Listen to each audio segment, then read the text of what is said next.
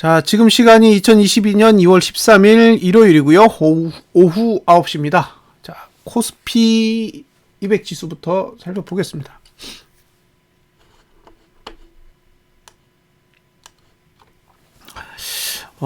최근에 그러니까 주식 카페 같은 데 가서 글을 읽어보면 안 좋은 글들이 이제 꽤 많이 올라오는 것 같아요. 약간 멘탈이 나간 상태인 것 같기도 하고, 그리고 이제 손절이나 이런 얘기들이 이제 조금씩 나오는 것 같아요. 사실 상승장일 때는 차트는 전혀 쓸모가 없습니다. 상승장에서 차트란 불필요한 도구죠. 왜냐하면 차트는 매도 신호가 나오거든요. 근데 지수는 계속 올라가니까 상방에 투자했던 사람들이 굉장히 빠르게 하차하는 경우가 발생하게 돼요. 그리고 같이 투자를 하시는 분들은 돈을 많이 벌죠. 안 파니까. 하락장이 오면 차트대로 갑니다. 차트가 그려주는 대로 봉이 움직이는 경우가 많아요. 그래서 같이 투자하시는 분들이 돈을 다 잃어요. 왜냐하면 아무리 봐도 모르겠거든요. 그러니까 어차피 오를 때도 모르고 올랐고 내릴 때도 모르고 내리는 건데, 오를 때는 돈을 버니까 안다고 생각이 들었고 내릴 때는 돈을 잃으니까 모른다라는 걸 알게 되는 거죠. 그래서 이제 최근에 보면 이제 처음 주식 투자를 하시는 분들은 지금 거의 멘탈이 많이 흔들리는 시점인 것 같아요. 드디어 이제 3주차가 다가옵니다. 2월 3주, 2월 4주, 3월 1주. 여기가 하락하기 좋은 구간이죠. 시간대가 하락에 유리한 시간대가 이제 오고 있기 때문에 실제로 하락을 하는지 아닌지 지켜봐야 됩니다. 월봉은 상단선을 찍었어요. 보시다시피 월봉은 370에 있는 상단선을, 아이고 코스피군요. 코스피 200으로 가서 371에 있는 상단선을 찍었습니다. 그러니까 매도가는 찍고 내려온 거예요. 지금 매수가는 찍은 적이 없어요. 매도가만 찍었지 매수가는 찍은 적이 없기 때문에 내리는 걸 막는 힘은 없습니다. 월봉엔 내리는 걸 막는 힘은 없다. 뭐 개파락이 나온다고 해도 월봉에서 튕겨야 될 자리는 없어요. 자, 이제 주봉으로 가보겠습니다. 미국 증시는 이틀 연속 대폭 하락했죠. 특히 나스닥 지수 같은 경우에는 이틀 동안 내린 게 상당히 보이거든요. 금요일에만 2.7%인가요? 그러니까 그 정도까지 반영을 금요일날 안 했잖아요. 제 기억엔 금요일에 목요일치도 반영 안 했어요. 근데 금요일날 더 내렸으니까 내일 시가가 얼마일지를 잘 모르겠습니다. 야간 선물로 한 2% 정도 뺐는데 그건 야간 선물이고 실제로 얼마나 반영할지를 제가 모르겠어요. 제가 야간 선물을 관리하는 입장이라면 올려놓고 하방 세팅을 했을 것 같아요. 그러니까 야간 선물을 위로 당겨놓고 막 콜매도를 쳤겠죠. 그리고 마지막까지도 콜매도를 쳤을 것 같아요. 자, 그래서 답을 낼 수가 없으니 케이스를 나누겠습니다. 3포, 4포, 5포 이 정도면 되겠죠. 3포, 4포, 5포 6포는 좀 심해 보이고 3포, 4포, 5포 해서 한번 적용을 해볼게요. 이 프로그램을 가지고요, 예측이라는 메뉴를 사용하시면 그려보실 수 있으세요. 동시효과를 풀러요. 그러면 이제 사용할 수 있어요. 자, 3포 65.61 자, 65.61을 적용하시면 이렇게 됩니다. 그러면 매도가가 여기서부터 시작돼요. 67.18. 367.18이요. 그러니까 마이너스 3포를 빼면 367.18에서 그 위에 상단선이 하나 더 있어요. 69.35.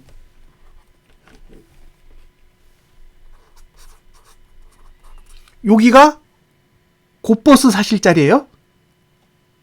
예, 내가 하방에 세팅하겠다 그러면 67.18에서 69.35 그 공간에 들어왔을 때 하방을 보셔야 돼요.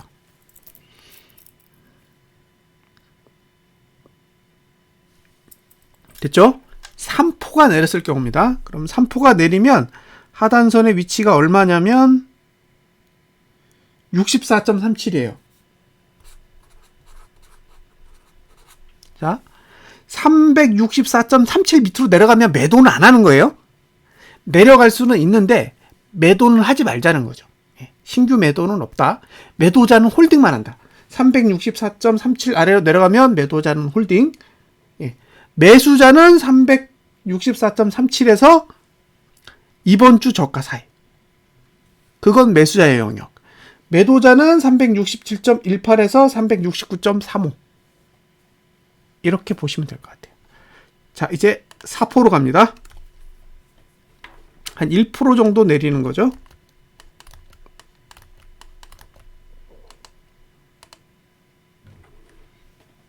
예, 이렇게 하면 상단선의 위치는 66.68 마이너스 4포 366.68 68에서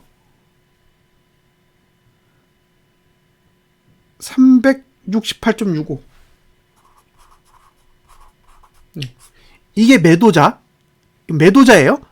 그러니까 나는 선물 매도하겠다. 아니면 풋을 사겠다. 아니면 나는 곧버스를 사겠다. 그러면 이 위치에 들어와야 되는 거예요. 반대로 하단선의 위치는 363.27이에요. 그러면 363.27 아래로 내려가면 곧버스는 안 사는 거예요. 홀딩은 하되 매수는 안 한다. 그리고 363.27에서 이번 주 저가 사이의 영역이 매수자가 가져갈 수 있는 공간입니다. 그러니까 매수를 했는데 저가가 안 깨지면 잘하신 거고, 예. 매수를 했는데 이번 주 저가가 깨지면 아이고 망했다라고 생각하시면 돼요. 자, 이제 마지막으로 5포.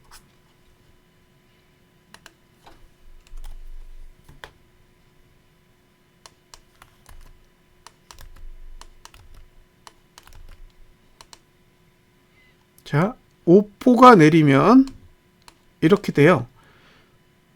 그러면 상단선의 위치는 65.91 9일에서 68.22 약간 차이가 있을 수 있어요. 그거는 무시하세요. 그 다음에 하단선의 위치는 61.89 361.89입니다. 그러면 5포가 내리면 361.89 아래에서는 매도는 안 하는 거예요. 매수는 할지 말지 결정하세요. 자, 매수는 이번 주 저가가 깨지지 않으면 할 수 있습니다. 하단선이 있기 때문에. 이번 주 저가가 깨지면 못해요. 왜냐? 저가 투자 심리가 내려가요. 저가 투자 심리도가 내려갑니다. 그래서 이번 주 저가가 붕괴되면 매수는 실패한 거예요.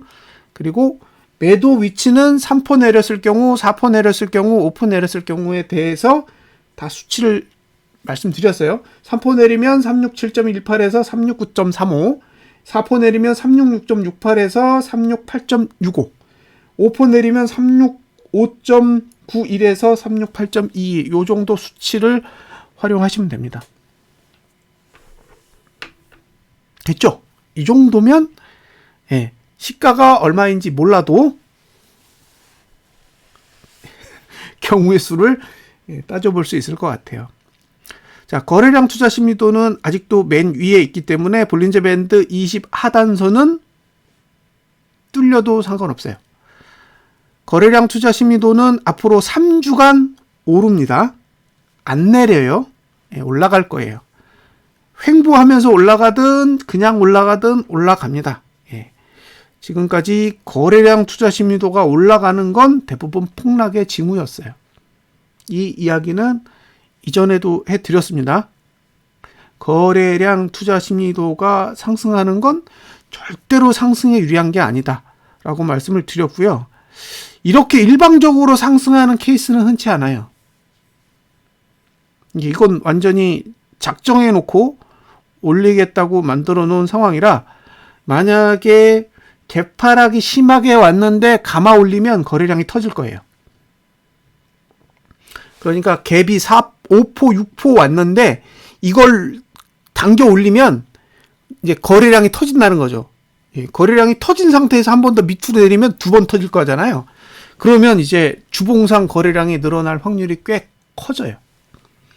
그래서 지금은 오르든 내리든 변동성이 커지는 게 좋아요. 그래야 거래량이 막 터지거든요.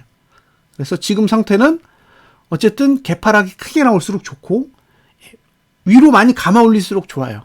어차피 거래량이 터져야 되기 때문에. 자, 종가가 한 번 하락하면 등가가 되고 2번 하락하면 최저치가 돼요. 그러니까 3월 첫 번째 주까지 3주 남았는데 3주 동안에 종가가 2번 하락하면 1월달 종가 아래로 나갈 겁니다. 2번. 한 번이 아니라 2번이에요. 지난주에 종가가 상승했기 때문에. 그걸 감안하세요. 고가 내려가면 매도, 저가 붕괴하면 매수 안 되고 종가 하락하면 하방입니다. 그렇게 알고 접근하시면 될 것 같아요. 자, 일봉은 할 얘기가 없어요. 왜냐하면 저가를 깨고 시작할 거기 때문에 3포가 내리든 4포가 내리든 5포가 내리든 저가가 깨지고 시작됩니다. 보세요. 예. 그러니까 할 얘기가 없어요. 이건 올라도 흥, 내려도 흥이에요. 그러니까 일봉은 변동성에 대해서 방어하지 않습니다. 내려가는 것도 허용하고 올라가는 것도 허용해요. 그러니까 지금은 주봉을 보시고 거래를 하셔야 돼요. 자, 다음 주 수요일부터 종가 투자 심리도가 하락할 수 있어요. 그러니까 월화 안에 고가가 나와야 돼요. 월화 안에. 그리고 수요일날 종가가 하락하면 됩니다. 수요일날 종가가 하락하면 제가 보기엔 상승은 끝났다고 봐요. 그러니까 지금 상태에서 핵심은 수요일날 종가가 얼마에 하락하냐예요. 수요일날 종가가 그러니까 월화가 하락했단 말이에요. 그럼 이미 월화는 이번 주 종가보다 낮은 상태에 있고 그 상태에서 수요일날 종가가 하락하면 거의 끝이고요. 그게 아니라 월화는 올렸는데 수요일에 종가가 하락했을 때 그 종가가 이번 주 종가보다 높으면 애매해지는 거죠. 왜냐하면 중요한 건 주봉상 종가를 하락시키는 데 있기 때문에 그래요. 그래서 첫 번째, 수요일날 종가를 하락시키느냐. 그게 키포인트고요. 두 번째, 그 종가의 하락이 이번 주 종가랑 비교했을 때 높으냐 낮으냐. 낮으면 거의 확률상 내려갈 거예요. 자, 수요일날 종가 하락하면 그 다음 주 월요일날 종가 상승하지 못하면 4주차까지 계속 내립니다. 이건 경험을 하셨어요. 그죠? 지난번에 1월 달에 쭉 내릴 때, 그 경험이 그대로 지금 반영이 되는 상황이라서 수요일날 종가가 하락하면 아마도 하락의 시작으로 봐야 될 것 같고요. 수요일에서 목, 금, 이 3일 중에 종가가 한 번이라도 하락하면 그 다음 주 월요일날 종가 하락하면 이제 계속 하락이라고 보시면 돼요. 자, 다음 주 수요일이 오늘이 13일이잖아요. 월요일이 14일, 화요일이 15일, 수요일이 16일입니다. 수요일이 16일이에요. 이게 중요해요. 수요일날 16일이라는 사실이 정말 중요해요. 자, 보시면 16일 침공 가능성 이렇게 나오잖아요. 그쵸? 16일 날 침공할 수 있다라고 돼 있는데 실제로 매트릭스는 16일 날부터 내리기 좋게 돼 있어요. 그러니까 만약에 사건이 터진다면 이건 이미 계획된 상태라고 보여지는 거죠. 그래서 다음 주의 핵심은 수요일날 종가 하락 여부. 첫 번째, 수요일날 종가 하락했을 때 이번 주 종가보다 낮으냐. 이번 주 종가보다 낮은 상태에서 수요일날 종가 하락이면 금요일 종가는 확률상 이번 주 종가보다 훨씬 낮을 것 같고요. 그 상태에서 그 다음 주 월요일까지 하락해주면 2월달도 1월달 못지않은 흐름이 나올 가능성도 충분히 있다라고 보여집니다. 자, 여기까지가 코스피 200. 다음에 선물이요. 선물 거래량 보이시죠? 선물 거래량 80에 있습니다. 선물 월봉은 할 얘기가 없어요. 거래량이 80이라는 건 할 얘기가 아무것도 없습니다. 주봉은 거래량이 증가하면서 끝났어요. 그렇죠? 다음 주가 증가할 거냐 말 거냐를 보셔야 되고 여기도 똑같이 한번 해보겠습니다. 3포면 65죠.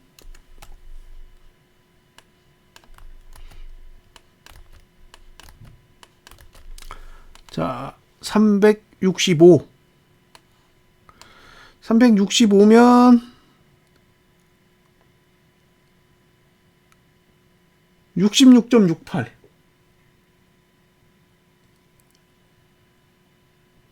그 다음에 68.58.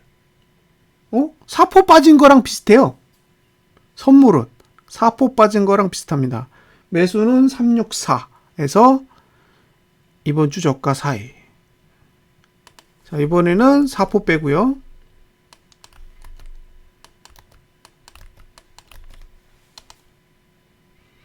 사포를 빼면 매도는 66.05, 68.02 사이. 그 다음에 매수는 362.87에서 이번 주 저가 사이. 5포 빼면요.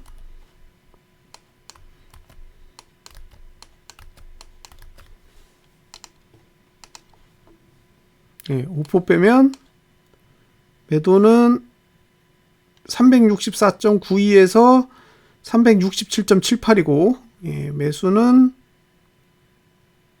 361.23에서 전봉 저가 사이인데 5포 이상 내리면 상방은 죽는다고 봐요. 지금 차트로 봤을 때는 5포 이상 내려주면 하단선이 각도가 완전히 죽기 때문에 아마도 내려갈 가능성이 커 보입니다. 5포면 1%가 넘잖아요.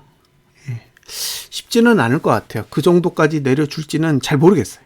근데 5포 정도만 내리면 조금 안정권이지 않을까라는 생각은 듭니다. 선물도 3주, 4주, 1주, 심지어 2주까지도 하락에 유리해요. 3주, 4주, 1주, 2주. 그러니까 선물은 만기일까지 하락하기 좋게 주봉을 만들어 놨어요. 선물은 그렇습니다. 그리고 만기일이 딱 지나고 나면 어차피 3월물 차트는 이제 더 이상 효과가 없잖아요. 6월물을 바뀌어야 되기 때문에. 그래서 요 차트로만 봤을 때는 만기일까지도 하락에 유리하게끔 만들어져 있습니다. 3포만 빼볼게요. 아까도 설명드렸지만 더 이상은 고려할 게 없으니까. 뭐 위아래 다 열렸잖아요. 이거 딱 3포 내렸는데 벌써 하단선의 위치는 62.03 정도는 가야 돼요. 그러니까 시가를 딱 찍으면 이건 어차피 매수할 수 없어요. 일봉으로는 거래 자체가 불가능하니까 지금 상태에서는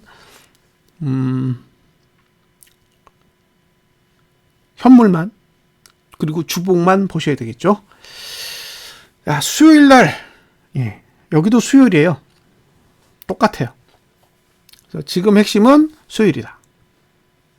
다음 주 수요일을 기점으로 해서 종가가 하락하느냐 마느냐, 그게 가장 중요한 포인트라고 생각하시면 될 것 같습니다. 자, 선물까지 설명을 드렸죠. 자금의 흐름을 한번 볼게요.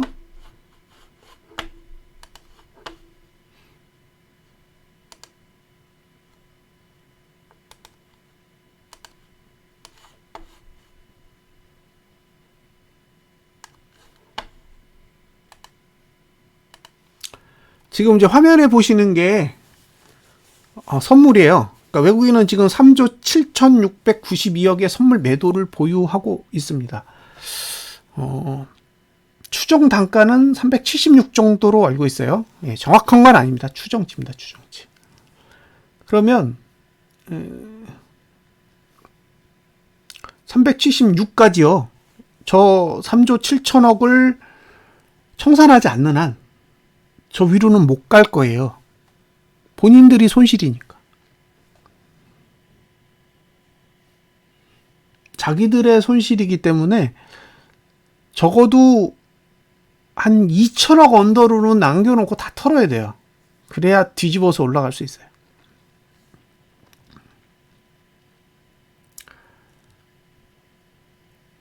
이 구조에서 상방으로 가려면 일단 플러스 2조 원 수준까지는 가야 되거든요. 플러스 2조. 그러니까 3조 7,692억만 청산하는 게 아니라 거기다 2조를 더하셔야 돼요. 그러면 5조 7천억을 사야 됩니다. 만기일. 앞으로 한 달 정도 남았는데요. 그럼 한 20거래일 정도 남은 상황에서 거의 6조 가까운 돈을 사야 된다는 얘기예요. 6조. 살 수 있을까요? 외국인이 상방으로 간다고 작정하고 6조 원을 살 수 있을까? 살 수 있다 그러면 상방을 보시면 돼요. 본인이 생각했는데 이건 충분히 외국인이 6조 원을 매수할 수 있어 라고 판단이 되시면 선물 매수라고 판단하시고 레버리지를 사시든 현물을 사시든 사셔도 된다고 봐요. 그런데 청산 안 해. 그러면 결국엔 선물 매도로 만기일을 맞이할 가능성이 높습니다. 작년 12월 9일이 아마 12월물 만기였던 걸로 기억하는데 그때 11월 말일날 장대음봉이었어요. 11월 말일에 많이 하락했었습니다. 그때 370까지 빠졌으니까요. 외국인 선물 매수였어요. 370까지 내릴 때도 외국인은 1조 2천억 정도의 선물 매수를 보유하고 있었습니다. 그리고 만기일까지 3조 7천억인가? 그 정도까지 다시 올렸어요.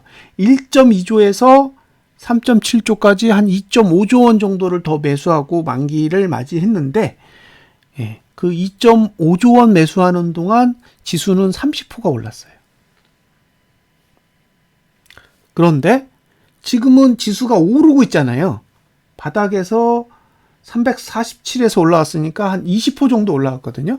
지금 저점에서 20%가 올라왔는데 20%가 올라온 와중에도 외국인은 3조 7,600억에 달하는 선물 매도를 아직도 들고 있다는 거죠. 이게 문제인 거예요. 상방을 보시는 분들의 입장에서는 이렇게 많이 들고 있으면 안 돼요. 이미 이 정도 왔으면 다 털었어야죠.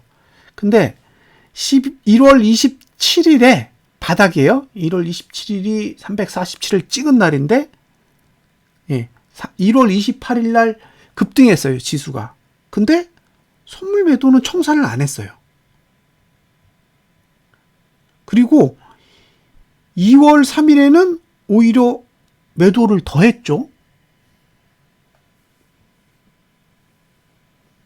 그러니까 지금의 자금의 흐름만을 보면요. 전혀 이해할 수 없는 행동을 하고 있는 거예요. 왜? 바닥에서 선물 매도를 했다는 얘기예요. 지금 바닥 1월 28일, 2월 3일 같은 높지 않은 위치에서 선물 매도를 더 해놓고 오히려 370을 넘어가니까 선물 매수를 했다는 거죠. 그러니까 이건 납득하기 어려운 행위입니다.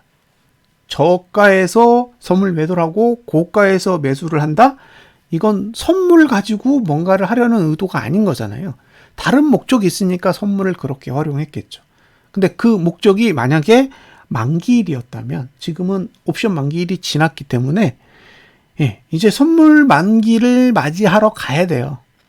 그러면 내일 개파락에 나왔을 때 외국인이 강한 선물 매수로 나오느냐 아니면 강한 선물 매도로 나오느냐 그걸 잘 보세요. 만약에 선물 매도로 나오면 상승은 없다고 봐요. 왜? 3.76조의 금액에서 여기다가 한 5천억만 더하면 다시 4조 넘어가요. 그럼 저는 4조가 넘어간 상태에서는 반대로 못 돌린다고 봐요. 포지션을 반대로 못 돌린다고 생각해요. 적어도 만기일까지는. 만기일이 지나서 오를 수는 있어요. 근데 만기일까지 4조 원이 넘으면 매수로 돌리려면 6조가 필요한 거예요. 왜냐하면 매수 결제를 하려면 매수를 해서 돈을 벌어야 될 거 아니에요. 그러면 6조 원의 선물을 사야 되는데 할 수 있을까요? 그 부분에 대해서 한번 생각을 해보셨으면 좋겠습니다. 자, 지금까지 반갑습니다. 가장 특이하게 본 흐름이 뭐냐면 9월물이죠. 9월물의 8월달 흐름이에요. 8월달. 자, 9월물의 8월달 흐름을 잠시 보여드릴게요.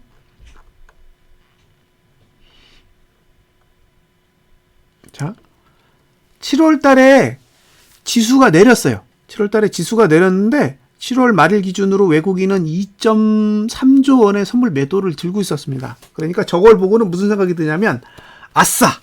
그죠? 아싸 내려간다. 이거는 선물 매도 들고 있으니까 내려갈 거다라는 희망을 갖게 되죠. 잘 보세요. 자, 딱 3일 만에 1.6조로 바뀌었어요. 그 얘기는 거의 4조 원을 샀다는 얘기예요. 외국인이 단 3일 동안에 선물을 4조 원을 샀어요. 4조. 3.9조 원을 샀습니다. 그런데 금액으로 봤을 때는 3.9조인데 2.3조는 청산이에요. 그러니까 플러스로 된 건 1.6조밖에 없죠. 결국 이 1.6조도 3일 뒤에 제자리로 갑니다. 하나, 둘, 셋. 그죠? 그러니까 마이너스 2.3에서 플러스 1.6까지 3.9조를 샀는데 1.6조는 얼마 안 되는 거죠. 3일 만에 다 털어버리고 그 다음에 다시 2.4조까지 내려갔어요. 8월 11일에. 그러니까 이게 무슨 얘기냐? 4조 원을 샀다가 4조 원을 판 거죠.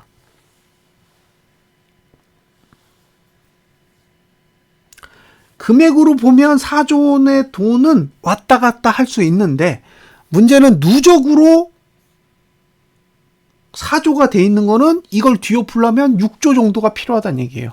그럼 앞으로 만기까지 6조 원의 매수가 들어올 만한 기가 막힌 이슈가 있어야 돼요. 그게 없으면 외국인은 현재의 선물 매도 포지션을 그대로 유지할 가능성이 높아 보입니다.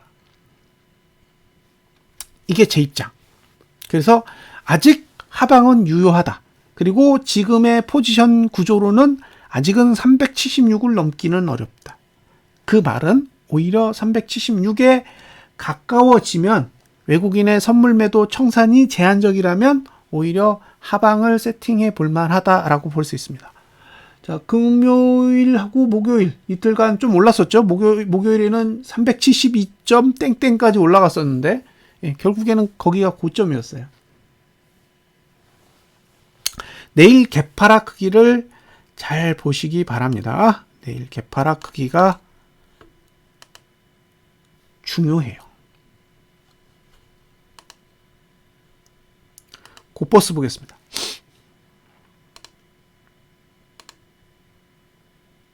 자, 월봉에서 이격을 해결해야 된다. 그죠? 이격. 도대체 이격이 뭐냐? 예, 이격은 이평선과 봉 사이의 거리죠. 거리. 그게 이격입니다. 예. 그 이격을 그래프로 보여주는 게 지금 보시는 화면인 거죠. 아, 저렇게 떨어져 있으면 이격이 벌어졌다라고 하는구나. 예, 그렇게 생각하시면 되고요. 지금은 이격을 해소했어요. 그 얘기는 꼭 내려야 되는 건 아닌 거죠. 이격이 이미 해결이 됐기 때문에. 올라도 되고 내려도 되고 상관없습니다. 이제. 그러니까 지금의 흐름처럼 꼭 내려야 되는 환경에서는 벗어났다 라고 보시면 될 것 같아요. 자, 주봉으로 가보겠습니다. 시가를 얼마를 해봐야 될까요?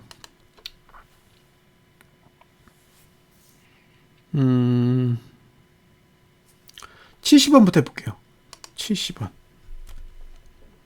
자, 2470원에서 시작을 하게 되면 그래프가 어떻게 그려지냐면 이렇게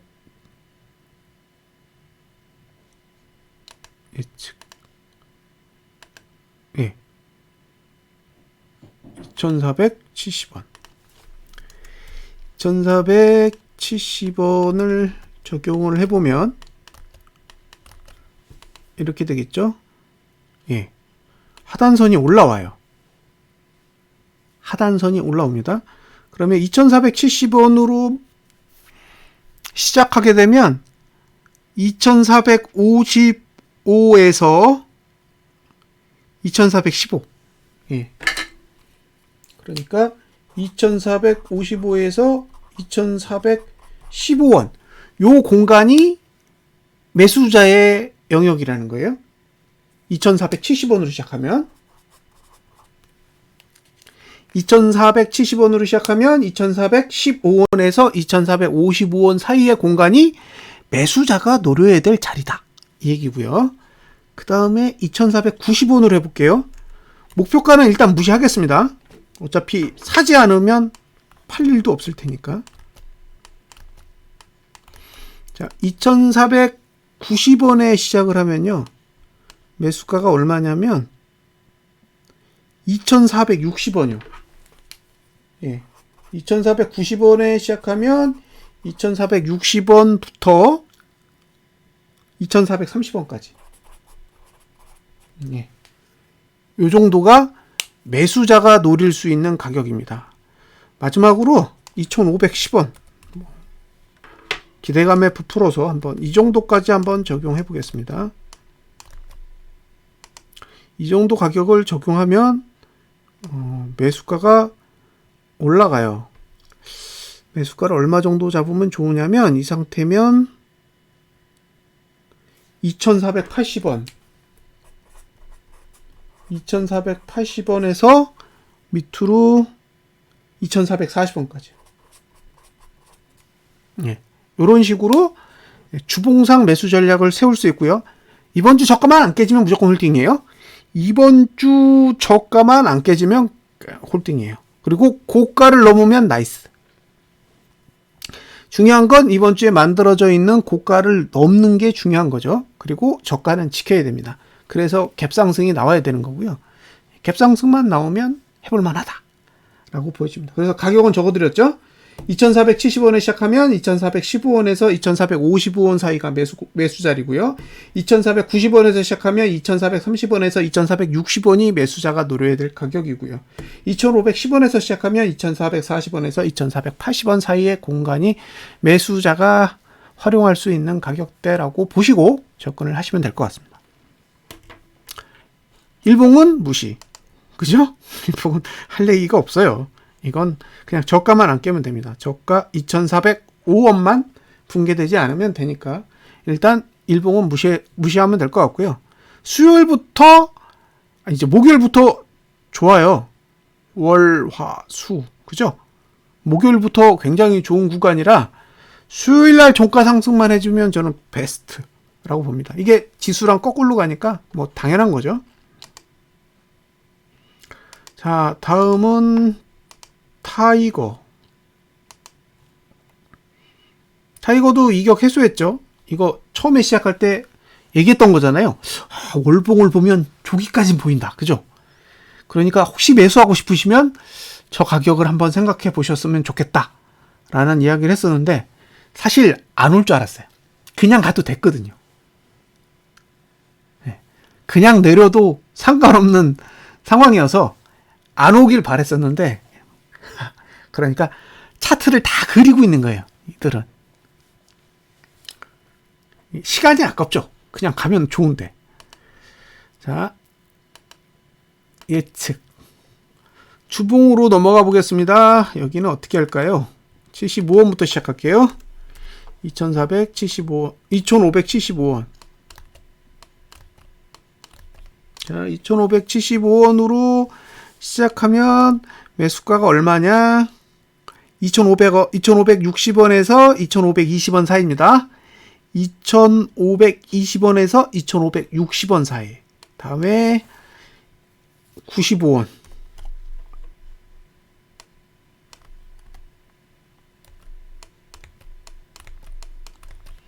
자, 95원을 적용해 보면 하단선의 위치는 2535원이고요. 그 밑에 2414원이니까 2410원에서 2535원 사이에서 매수 전략을 고민해 보실 수 있어요. 자, 마지막으로 2615원. 이건 이제 맥스라고 봐야죠.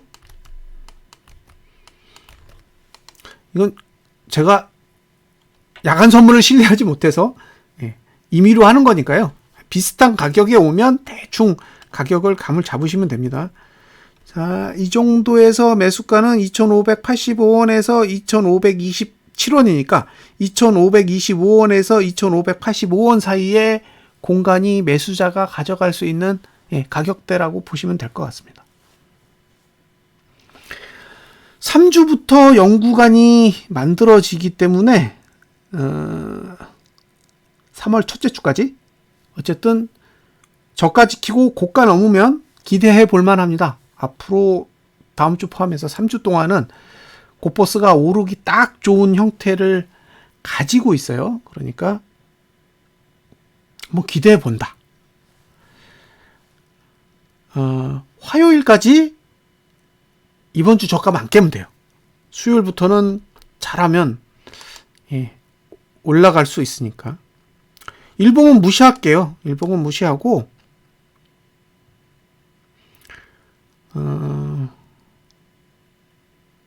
아직까지는 제가 보기에 괜찮은 흐름이에요. 아직 거래량이 위로 튕겨 오르지 않은 상태라. 그죠? 지금 거래량이 밑에 깔려 있잖아요. 괜찮아요. 거래량만 안 터져주면 수요일 이후로는 진짜 좋은 구조를 만들어 놨어요. 수요일 이후는 좋은데 월화 이틀 동안의 거래량을 어떻게 잘 관리할 거냐, 그게 이슈입니다.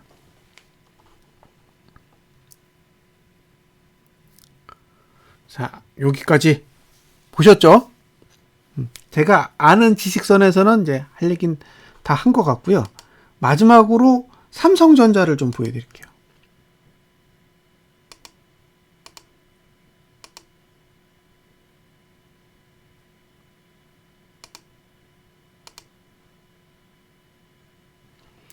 자, 삼성전자는 상단선이 없어요. 월봉에 상단선이 없습니다. 오히려 73,900원대에 하단선이 있죠. 그러니까 이건 오히려 73,900원대에서 지난달 저가 사이의 공간이 매수자의 영역이에요. 그 얘기는 무슨 얘기냐? 매수자 영역에서 매도 안 하는 거예요. 그러니까 이 가격 아래에서는 애초부터 매도는 없는 거죠. 매수를 할지 말지 고민하는 거지, 매도자가 이 영역 안에서 매도를 가져갈 수는 없는 거잖아요. 그러니까 아이러니라는 거예요. 그래서 내려가려면 올라가야 되죠. 적어도 누르려면 하단선보다는 높은 위치에 있어야 되니까요. 자, 이제 주봉으로 가보겠습니다. 자, 월봉에서는 하단선이 받치고 주봉에서는 상단선이 눌렀으니까 월봉 하단선 위로 올라오되 주봉 상단선은 넘지 않는 상태에서 딱 끝났어요. 이제 다음 주로 가겠습니다. 네. 다음 주로 가면 이렇게 생겼어요. 예? 다음 주는 이렇게 생겼습니다. 그러니까 이건 올리려고 그린 차트예요. 예? 이건 상승하려고 그린 차트라고요. 근데 문제는 뭐예요? 개파락. 개파락이 나오면 차트가 바뀌겠죠. 그러니까 내일 개파락의 수준을 보셔야 돼요. 한 700원만 빼볼까요? 1% 한번 내려볼게요. 1% 내리면 차트가 이렇게 바뀌어요. 그럼 이제 위가 누르는 형국이 되고 상단선이 다시 흘러내리는 모습으로 바뀝니다. 그러니까 갭이 제일 중요한 거예요, 내일은. 내일은 갭에 의해 모든 게 결정되는 거고요. 지금 삼성전자만 보셔야 된다 그랬잖아요. 그러니까 삼성전자에 대해서 설명을 하고 넘어갈게요. 이게 지수랑 다른 게 있어서 그래요. 자, 지금 상승해서 제일 중요한 건 뭐다? 고가예요, 고가. 자, 지난주 상승해서 상승한 건 유일하게 종가예요. 아니, 고가.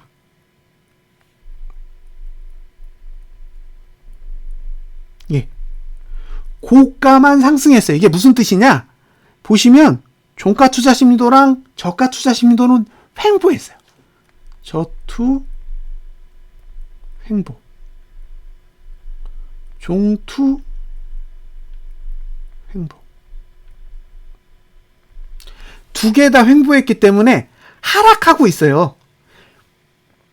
저가는 하락했고 종가는 상승하고 고가도 상승했는데 고가 투자 심도는 상승하고 저가 투자 심도랑 종가 투자 심도는 횡보하면서 하락이라고요. 그럼 다음 주부터 보세요. 요렇게 보시면 3주간 종투는 하락만 할 거고 저투도 하락만 해요. 상승이 없어요. 상승할 수가 없다고요. 구조적으로 상승하려면 3월 첫째 주까지는 죽었다 깨어나도 안 돼. 3월 두 번째, 세 번째 주 가야 상승으로 턴할 수 있습니다. 그런데 고가 투자 심리도를 보면 2월 3주에 그죠? 1구간이에요. 그래서 하락시킬 수 있어요. 그러니까 이번 주 만들어진 고가를 넘지 못하면 매도입니다. 이번 주에 만들어진 고가를 삼성전자가 못 넘었다. 그러면 고가 투자 심리도가 그림처럼 하락하면서 셋 다 하락으로 바뀌어요. 고가 하락, 저가 하락, 종가 하락이죠. 그런데 종가가 하락한다고 생각해 보세요. 종가가 하락하면 종가가 최저치로 떨어지니까 이 밑으로 내려가요. 이해되셨죠? 다음 주에 종가가 이번 주 종가, 요걸 A, 요걸 B라고 할게요. 그러면 다음 주 종가가 이번 주 종가 A보다 낮으면 1월달 종가 B보다 낮아질 겁니다. 삼성전자는. 그러니까 삼성전자가 1월달 종가 아래로 내려간다라는 의미는 지수도 1월달 종가 아래로 내려갈 수 있다라는 의미랑 같겠죠. 그쵸? 1월달 종가가 얼마인가요? 357.98입니다. 357.98.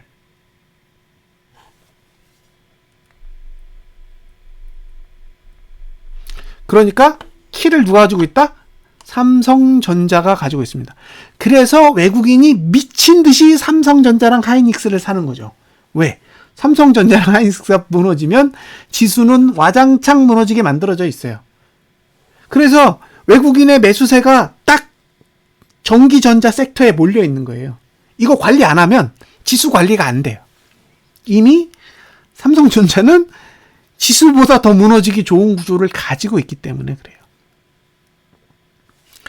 자, 다음 주에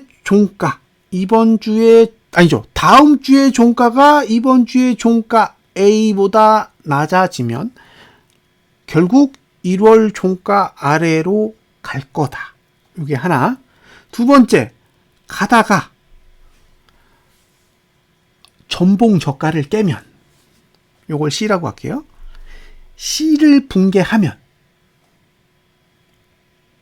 1월달 저가도 깬다. 이렇게 되죠. 지금의 환경이 이렇게 생겼다라는 거예요. 이게 언제까지? 3주 동안. 3주간이에요. 다음 주만 해당이 되는 게 아니라 2월 4주도 해당이 돼요. 3월 1주도 해당이 됩니다. 그 얘기는 뭐냐면 한 번이라도 하락을 하면 1월 종가 아래로 내려갈 거고 1월 종가를 깨다가 주봉상 전봉 저가를 깨는 상황이 오면 1월 저가도 깬다는 얘기예요.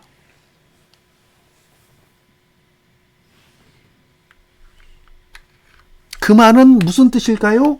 하락이 한번 나오면 1월달 종가 아래로 내려가고 1월달 저가를 깰 수도 있다는 뜻이에요. 주봉상 한 주라도 하락하게 되는 상황이 오면 그렇습니다. 그러니까 지금은 급등과 급락 둘 중에 하나 외에는 없어요. 횡보는 제가 보기엔 불가능해요. 이 구조에서 횡보를 하는 건 상승에 절대적으로 불리합니다. 상승하려면 무조건 장대 이렇게 해서 올라가야 돼요. 근데 장대 양봉을 그리면서 올라가려면 뭐가 필요해요? 선물 매수가 필요한데, 그죠?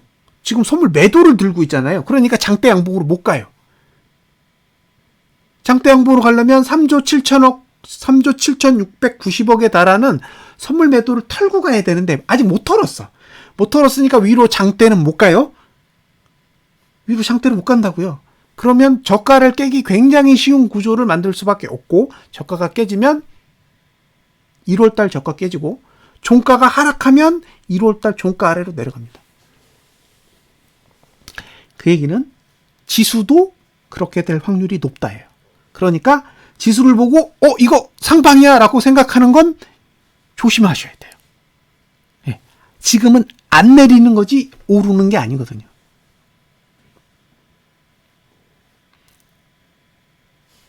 그래서 삼성전자를 보여드리는 거예요. 왜? 삼성전자의 구조는 코스피 200 지수랑 완전히 다르게 외통수예요. 외통수. 지수는 경우의 수가 있어요. 오를 수도 있고 내릴 수도 있는 경우의 수가 코스피 200 지수 주봉엔 있단 말이에요. 삼성전자 주봉엔 그게 없어요. 한 방향으로만 가야 돼요. 위로 쭉 가든지 아래로 쭉 가든지. 중간이 없다는 얘기예요. 그래서 삼성전자를 잘 보시고, 결국에 삼성전자를 내리려면 외국인이 현물을 팔아야 돼요. 그죠? 외국인이 현물을 판다라는 건 삼성전자, 그 다음에 SK 하이닉스, LG 화학을 판다는 소리이기 때문에 결과적으로 장중에 현물 매도가 나오면 삼성전자를 포기하는 거구나. 그리고 삼성전자를 포기하면 드디어 1월달 종가 아래 1월달 저가를 깨는 흐름에 대해서 관심을 갖고 있다라고 봐야죠. 그래서 악재가 뜨면 크게 움직입니다. 지금 악재가 딱 터졌다. 그럼 이거 별거 아니야? 이게 아니라는 거예요. 지금은 악재가 뜨면 안 되는 상황이에요. 그래서 변동성이 키워지면서 종가 하락이 커지면 외국인도 그냥 포기해버릴 수 있어요. 이거 포기해버리면 그냥 흘러내리는 거예요.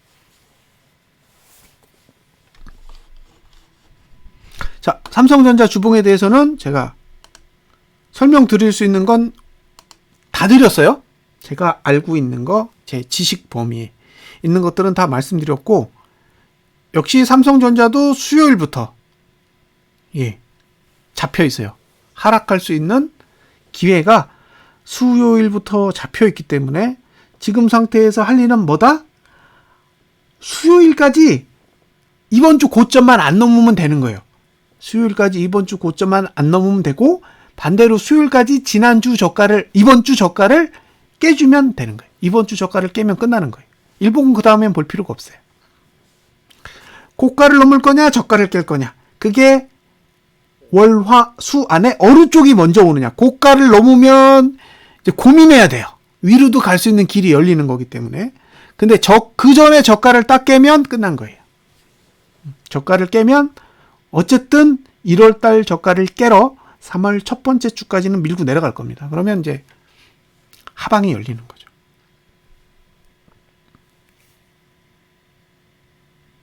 됐죠?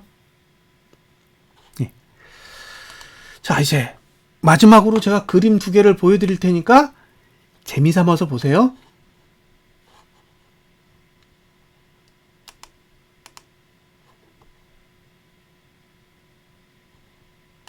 잠깐만 기다리세요.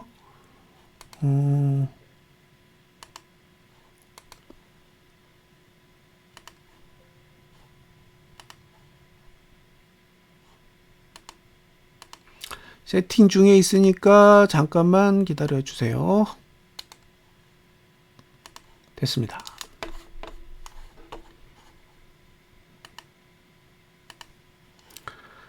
자, 이게 보실 거예요. 코스피의 월봉 차트입니다. 월봉. 저는 월봉을 주로 보는 유형의 사람이에요. 그래서 작은 흐름은 잘 모릅니다. 여러분들이 작은 흐름에 대해서는 저보다 훨씬 잘 잡아내실 거예요. 저는 분봉 흐름은 못 잡아내요. 왜냐? 안 보거든요. 분봉은 아예 보질 않아요. 예. 제가 보는 분봉의 가장 작은 사이즈가 240분봉입니다. 예. 240분봉 밑으로는 안 봐요. 30분, 5분, 3분 이런 건 아예 보질 않아요. 예. 그건 옵션 거래하시는 분들이 봐야 돼요. 그죠?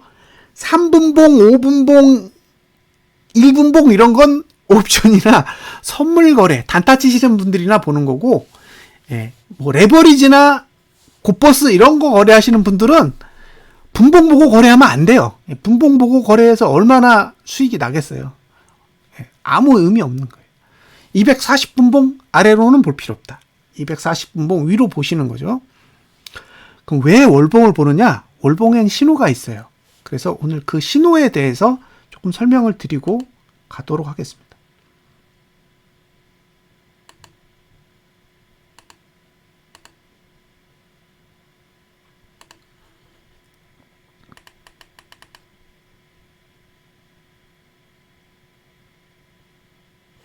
자, 위는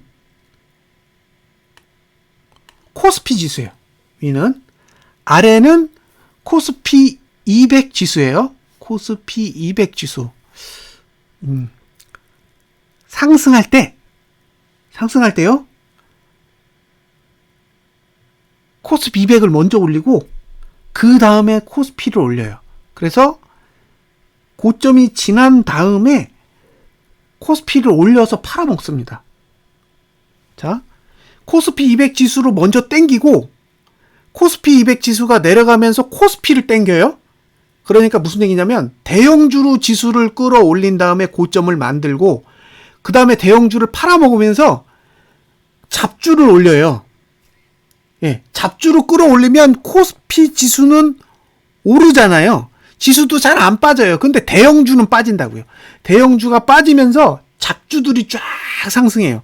그러고 나서 잡주까지 딱 팔아먹으면 장사가 끝나는 거죠. 그래서 여기 보시면 코스피 200 지수의 고점은 2017년도 11월 달이고 코스피의 고점은 2018년 1월이에요. 그게 뭐예요? 코스피 200 지수가 고점을 찍고 나서 팔아먹는 순간에 잡주들을 확 끌어올려가지고 냅다 팔아먹었다는 얘기죠. 그 짓을 언제 했냐? 자, 코스피 200 지수는 2021년 1월에 고점을 찍었는데 코스피 지수는 2021년 6월에 찍었어요. 그게 무슨 얘기예요? 대형주를 올려서 팔아먹으면서 잡주를 올리니까 지수가 안 빠져요. 그리고 잡주를 다 팔아먹으니까 빠졌다는 얘기죠. 자, 기본적으로 신고점을 내고 떨어지잖아요. 신고점을 내고 떨어지면 정고점까지 가요. 이게 차트를 그리면 그렇게 그리더라고요. 그래서 제가 코스피 지수의 정고점이 얼마냐면 2607.10입니다. 이걸 찍어볼게요. 2607.10 이 수치를 잘 보세요. 그러면 여기가 2018년 1월의 고점인데 그걸 찍고 올랐어요. 2022년 1월 월봉이 거기에서 반등한 거예요. 그러니까 지금 반등한 자리가 2018년 1월 고점인 거예요. 정고점을 찍었다는 얘기죠. 이렇게 찍으면, 예? 이렇게 찍으면 코스피 200조 찍습니다. 그러면 코스피 200 지수의 고점은 얼마냐? 339.59예요.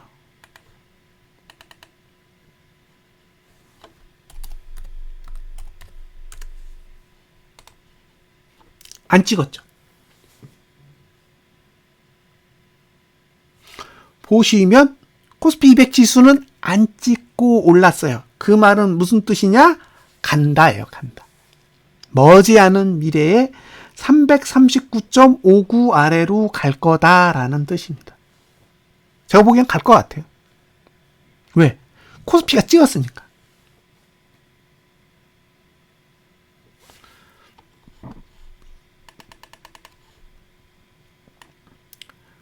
과거의 역사로 봤을 때요. 보시면 이렇게 동기화가 돼 있습니다. 동기화가 돼 있어요. 거의 흡사하게 움직였다는 얘기죠. 그냥 움직이는 게 아니에요. 코스피 200 지수와 코스피 지수는 이란선 쌍둥이에요. 이란선. 그래서 같이 움직여요. 이렇게.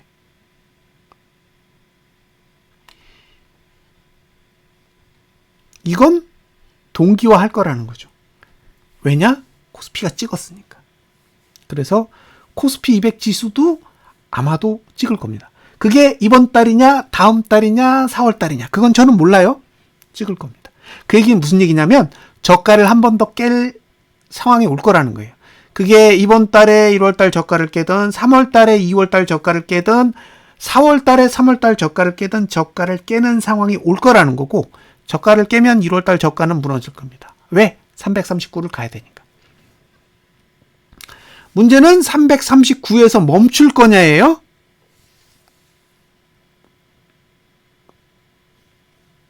저는 아닐 거라고 생각해요. 339는 바닥이 아닙니다. 정고점이지. 바닥은 정고점에서 나오는 게 아닌 거죠. 그러니까 어디까지 내릴지 몰라요. 단지 339.59까지는 갈 가능성이 높다. 즉 339.59를 간다는 얘기는 이번 달에든 다음 달에든 1월 달 저가를 깬다는 얘기죠. 예. 그걸 감안하시고 보셨으면 좋겠습니다. 제가 하방을 보는 몇 가지 이유 중 하나예요. 그런데 사람들은 뭘 보냐? 내려갈 걸 보지 않고 올라가고 있는 지금 현실을 보는 거예요. 그래서 우라가 치미는 거죠. 아, 저 사람은 계속 하락 이야기를 해. 내려간다고 얘기해. 근데 지수가 오르고 있어? 그러니까 저 사람은 틀렸어. 저 사람이 생각하는 건 옳지 않아. 라고 생각하실 수 있어요. 그건 제가 부정할 수 없습니다. 무조건 현실이 옳은 거예요.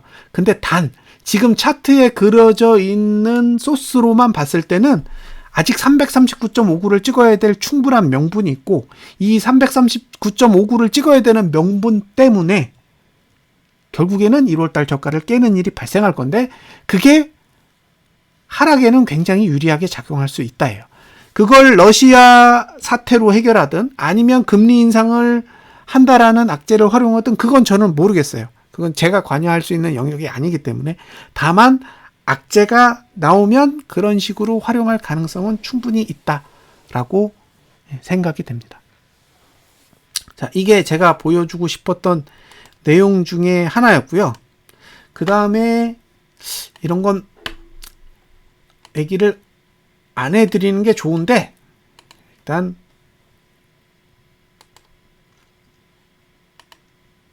이야기를 드리고 갈게요. 현상을 이해하는 데는 도움이 되실 거예요. 근데 이런 건 사실 굉장히 디테일한, 어떻게 보면 잡스러운 팁이거든요. 예. 자, 보세요.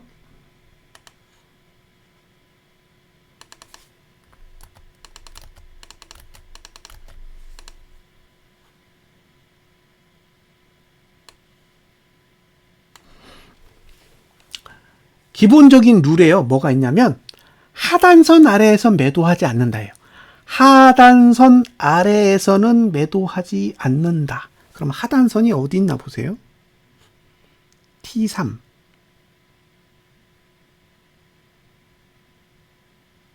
376.39.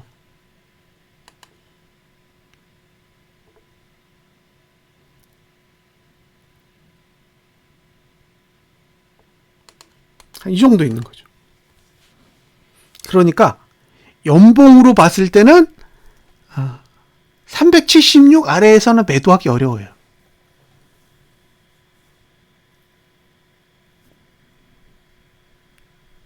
그게 문제예요. 그러니까 매도자 입장에서 봤을 땐 376 라인 있잖아요. 376 라인이 하단선이니까 요 위로 올라와야 매도치기 좋은 거예요. 근데 모든 게 이 수치를 가리키고 있어요. 그죠? 외국인의 선물 매도의 평균 단가도 376이고 연봉상 하단선이 위치한 자리도 376이에요. 그래서 이게 외부적인 충격이 없으면 376까지는 올라와야 다시 내리기에 적합하다라고 보여지는데, 이게 이제 외부적인 충격이 오면 그냥 내려가도 할 말은 없는 거죠. 다만 신규로 들어가는 사람의 입장에서는 최대한 376 부근까지는 보수적으로 접근하실 필요는 충분히 있다라고 보여져요.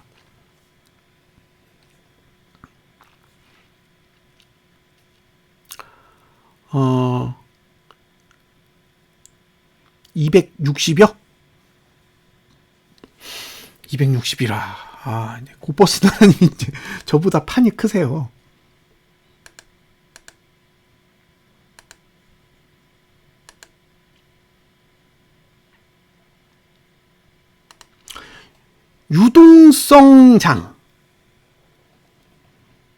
유동성 장에서 보면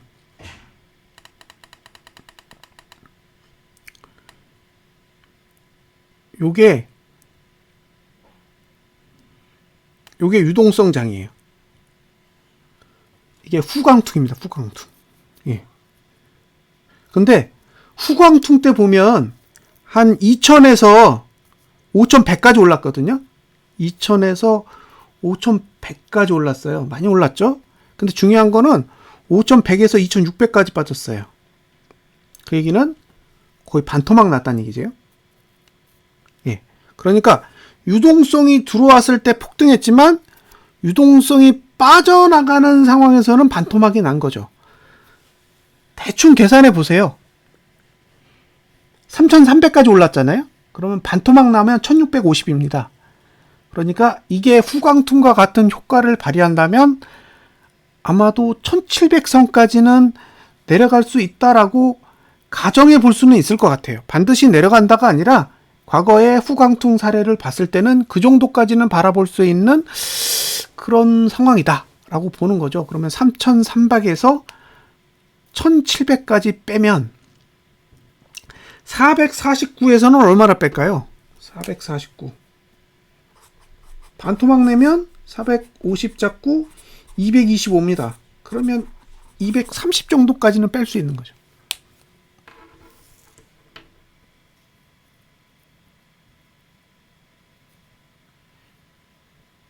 그러니까 우리가 생각한 것보다 유동성 측면에서 보면 훨씬 많이 내릴 수 있다는 거예요.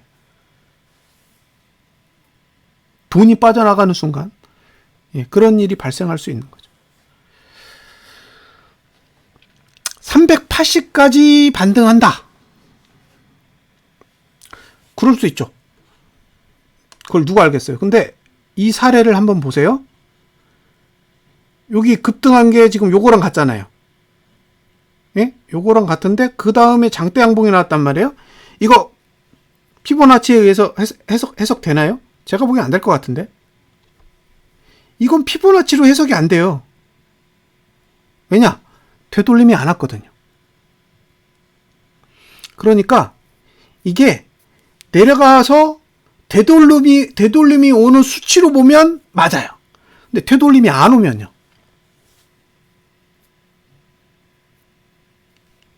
되돌림이 안 올 수도 있잖아요. 이건 되돌림이 왔나요? 안 왔는데요? 이거 장대 음봉 뜨고 이건 장대 양봉 떴는데 그 뒤로 되돌림 하나도 안 왔어요. 그대로 장대 양봉 하나 더 갔어요. 그럼 이건 피보나치에서 벗어나는 거예요. 벗어날 수도 있다는 얘기죠. 반등을 한다라고 가정하고 보니까 반등의 예상치가 나오는 건데 반등을 안 한다라고 생각해버리면 깔끔해요. 그냥 가는 거예요. 고점 나올 때까지. 여기는 바닥 나올 때까지. 지금 보이는 시점에서의 저가 깨지면 갈 수 있는 수치는 290 정도 됩니다. 여기에요. 이걸 이번 달에 갔다. 그럼 저는 고버스 나라님이 말씀하시는 260 간다고 봐요. 다음 달에. 이번 달에 290까지 내려가면 다음 달에는 260 충분히 갈 수 있다고 봐요. 반등 없을 거예요. 이게 반등이 있는 봉인가요? 반등 하나도 없는데요? 그냥 내려 꽂을 수도 있다고요. 예. 그래서 저는 반등을 부정하지 않는다는 거예요. 누가 자꾸 저한테 380 막 얘기를 하면 저는 동의해요. 반등이 온다면. 그죠? if예요, if. 반드시 반등한다가 아니라 반등을 한다면 380은 갈 수 있다고 봐요. 아까 연봉 보여드렸잖아요. 376이 하단선이라고. 그러니까 거기까지 갈 수 있다라는 거예요. 끌어올리고자 하는 의도가 있다면. 근데 문제는 그게 아니야.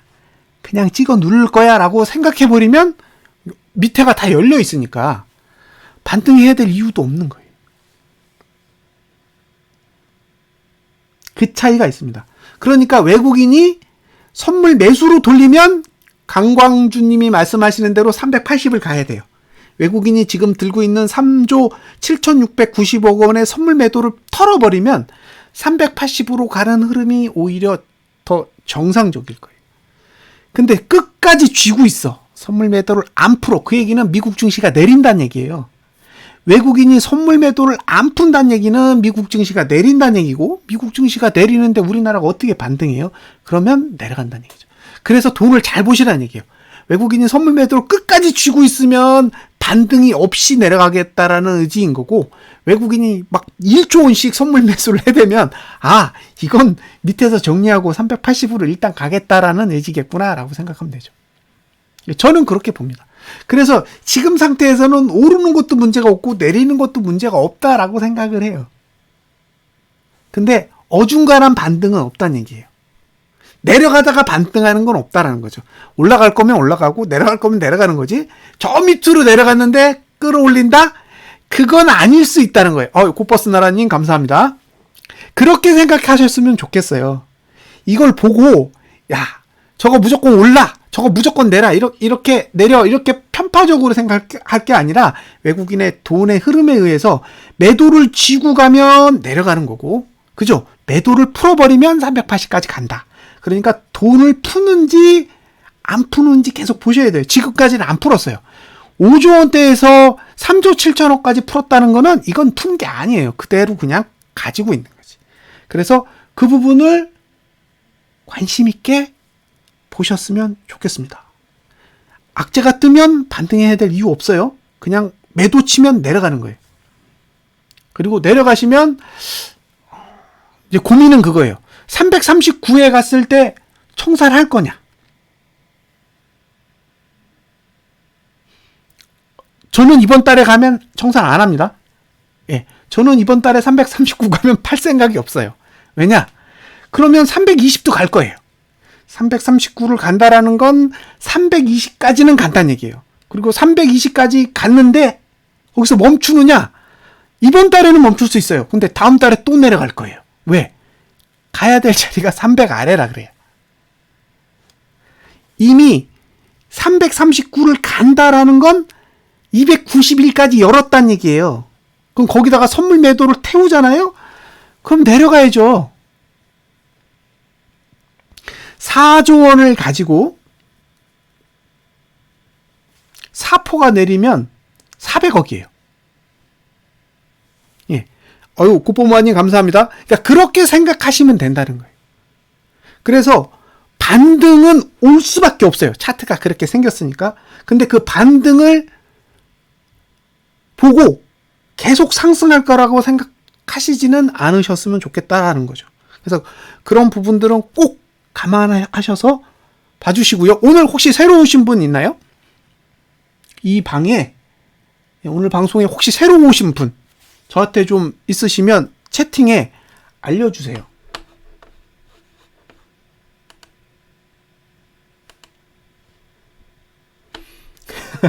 돈만 많이 버시면 됩니다.